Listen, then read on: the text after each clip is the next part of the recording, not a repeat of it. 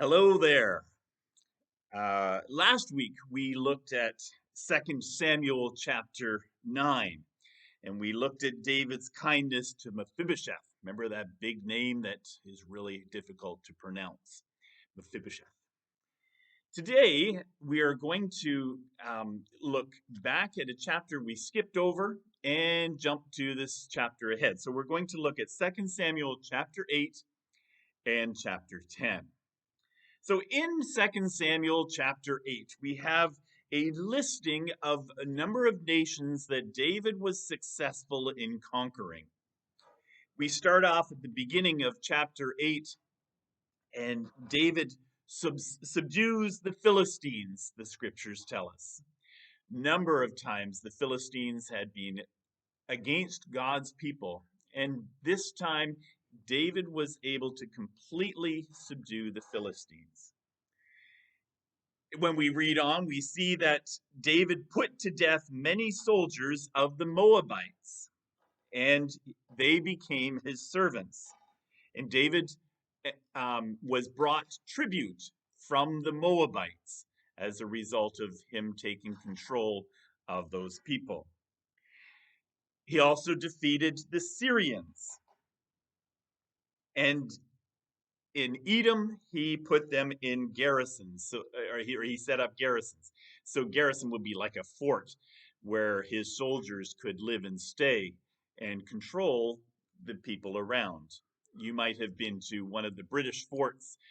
There's one in Niagara Falls or in Kingston, and those were able to control the territory of Canada and guard them against the United States back in the War of 1812. You might have seen that. So let's go back to the geography of this story here. Defeated the Philistines. The Philistines, if you look at Israel, that land that borders on the Mediterranean Sea, especially in the north, but in the south, to the east of Israel was the territory controlled by the Philistines. So that means David was able to control the territory to the east. The Moabites were to the west. They were exactly on the opposite side. Israel was right in between the Philistines and the Moabites. And then he defeated the Syrians. The Syrians were way up in the north. So north, east, and west, David had complete control, and God established David to be allowed David to have complete control of all the surrounding areas of Israel. God gave victory to David wherever he went, the scriptures tell us. Then we jump to chapter 10, and we see about Ammon. The king of the Ammonites died, and David sent a number of his servants to send their condolences to the son, which would be the new king of the Ammonites. And he expressed his loyalty, the fact that the king of Ammon was loyal to David, and he would be loyal to the new king as well. Well, this new king came to power, and he looked at the servants from David, and he heard their message, but then his advisors approached the king and said, "Do you think that David is actually just being kind here and sending his condolences on the passing of your father? No, that can't be the case." And so what they advised was that these men were actually spies. David had sent spies into the land of the Ammonites. And so, as a sign that David was crossing in territory that was not his, they shaved the men's beards, just half of their beard. So one half would have been full, and the other half would have been shaved completely. That was a great embarrassment to the men. But they went one further. The scriptures tell us that they took their robes and they cut the bottoms out of their robes. And so as they were walking home, their backside was um, exposed to all. And that obviously was a very embarrassing thing. And so word came back to David, and David told these men, stay in Jericho until your beards have grown full and you can come back without feeling disgraced. And so they stayed in Jericho and obviously got some new clothes so they didn't have to moon the world. So the king then recognized that was a really stupid thing that I just did to embarrass David's men, his servants. So he thought, David's going to defend himself. He's going to defend his honor. And he quickly gathered together an army. And as he gathered together the army, um, he also asked the Syrians to join with him against David. And so the Syrians came together, and they thought with the Syrians and the Ammonites, both of these would outnumber um, all of the soldiers within Israel. And it's true, they did. Joab, who is David's general, looked at the situation and said, what we've got here is not good because we have the Syrians on one side and we have the Ammonites on the other side, and the in the middle was simply the Israelites. And so they had to fight a battle on two fronts. So Joab appointed his brother Abishai. Abishai was going to lead on one side, and he said, if you get into too much trouble, call me and I'll come help you. If I get into too much trouble, call me, or I'll call you and you come help me. In this whole situation, the Ammonites and the Syrians were defeated.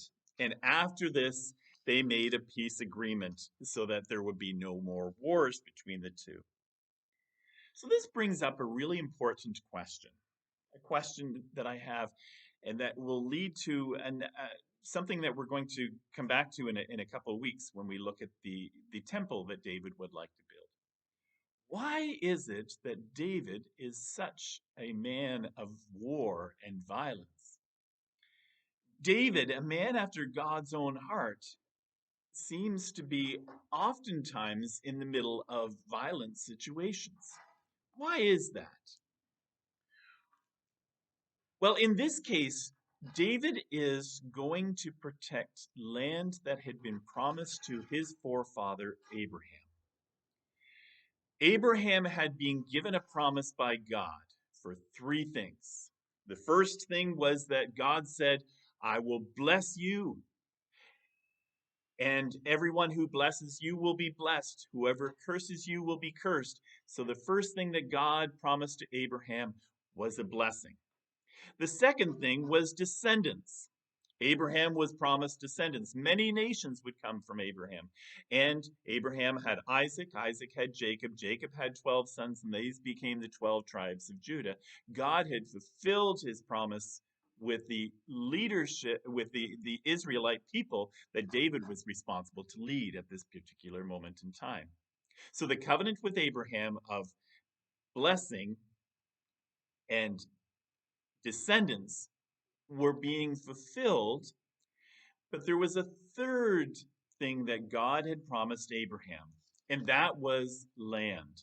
God had promised Abraham all of this land that David was now in control of. Hundreds of years before the time of David, God made a covenant with Abraham and promised this land to his descendants. So, this is why David, Joshua, and others throughout the Old Testament carry out these acts of violence only in following after the covenant promises that God had made with his people. So God's judgment then fell upon those who did not repent. There were times where some individuals outside of those who were descendants of Abraham did have God reveal himself to them. And they did respond in faith and obedience to the call of God in their lives.